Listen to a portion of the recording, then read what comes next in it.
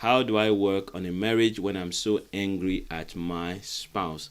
The fact that I'm getting this question from somebody who is already listening to me is you've already moved forward. That's a good thing. Most people will not even watch my videos or read any material that I've written until the anger is down. Why? Because as long as you are angry at your spouse, as long as you believe that your spouse is the one that has caused the problem in the marriage, you won't look for help.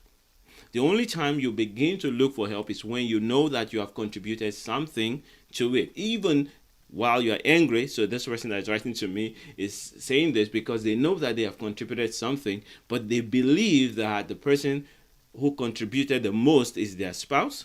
And not only that, it is their spouse who triggered them to contribute their part.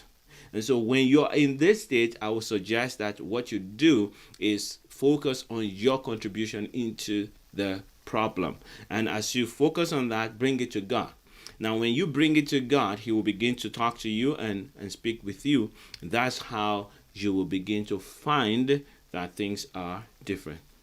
So that's why if you're angry at your spouse, you're blaming your spouse, you've made up your mind that they are the ones who caused the problem, you're not going to be in a state of mind to make a difference. Now, having said that, if you follow the roadmap and just start working on your joyful heart, as you're working on your joyful heart, you will see that God will begin to open your eyes to see your own contribution to the problem in the marriage.